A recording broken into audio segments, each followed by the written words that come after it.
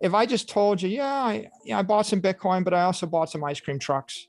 I might also have bought some Luna. How would that have worked out?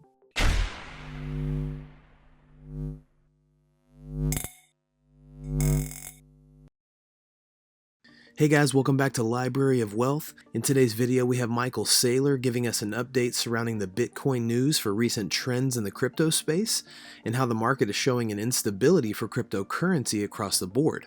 This is coming off the heels of an almost month-long price below $32,000. Because of this downward shift, it's also a confirmation of the dip the S&P has seen over the last month. Saylor discusses his outlook for stablecoins and regulations correlated to the crypto market.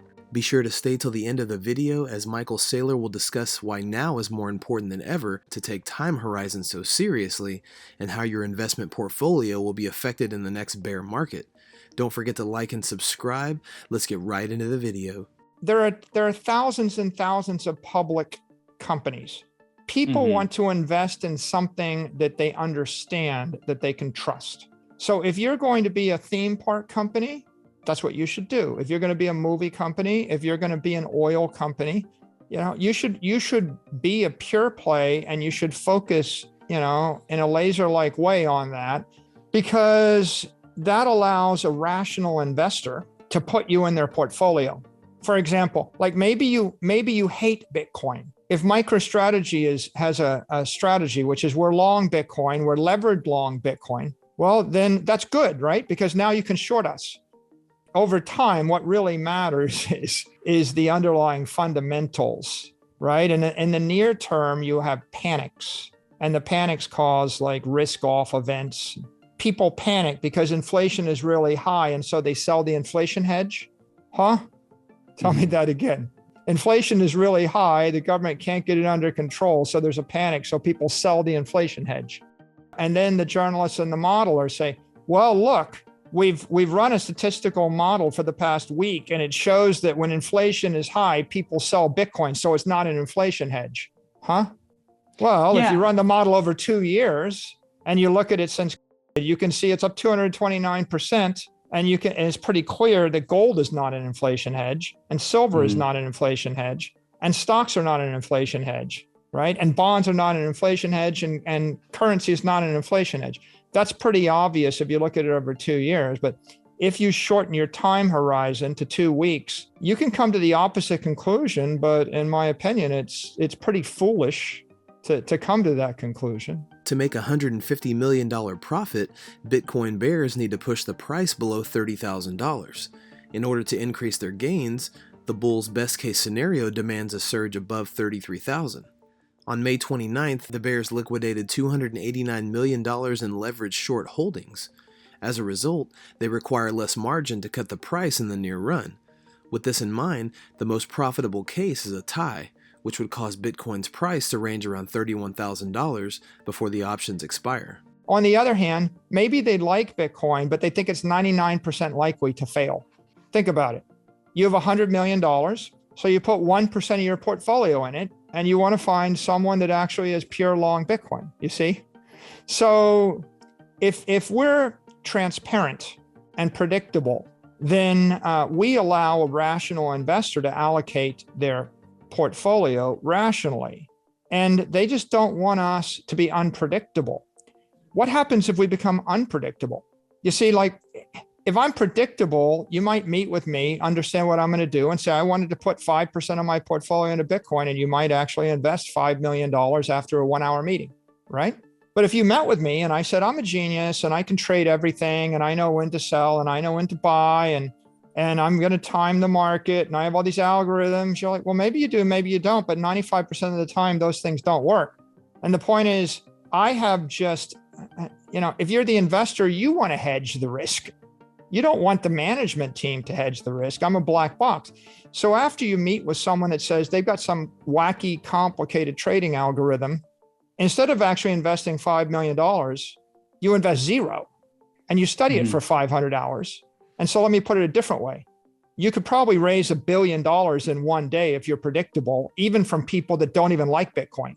Whereas if you're unpredictable, you could work for 1,000 days and raise nothing.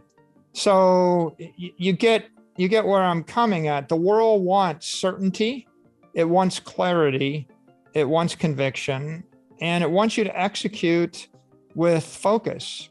So it happens that we believe in Bitcoin. Let's look at since MicroStrategy entered the entire crypto economy, we got involved in the second quarter of 2020. We announced a $250 million Bitcoin buy in August 10th. If you look at the numbers since we actually made our Bitcoin purchase, the money supply expanded 36%. The M2 money supply expanded 36% in the US. Gold is up 7%. Gold didn't track the money supply. If we had bought gold, we would be way lagging behind the money supply.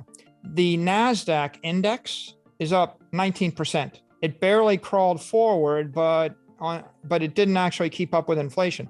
The S&P is up 29%. So if you bought pretty much all of the desirable companies in the index, it didn't actually hedge your inflation. It lagged inflation. And why? Because you're owning securities and the corporate management teams have inefficiencies. They're basically an overhead cost.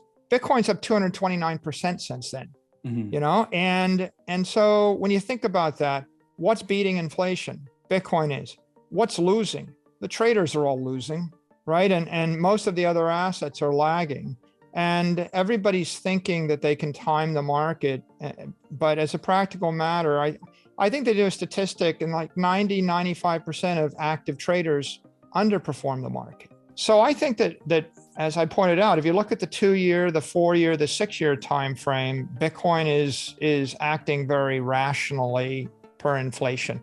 But if you look at very short time frames like 6 weeks, you may sometimes get the opposite of the expected effect in the near term, because you've got other drivers. You have traders that have large pools of capital that are trading with a different model that are dominating the market in the near term. So I think that if you're going to invest in the asset, you have to have a clear idea. Are you a trader or are you an investor?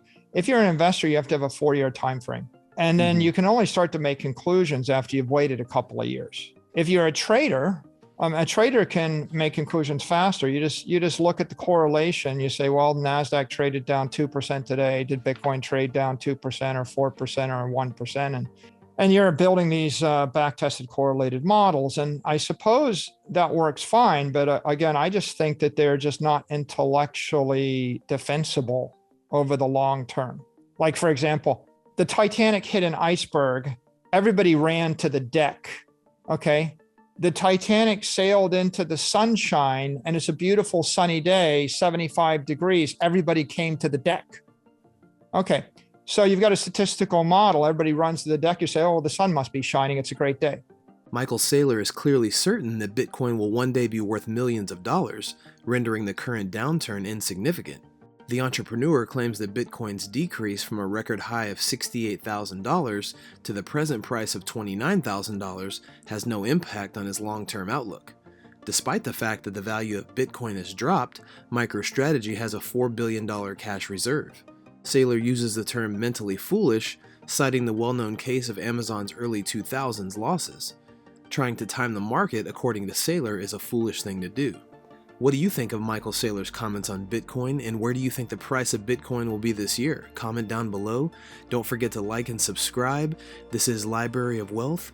We'll see you in the next video.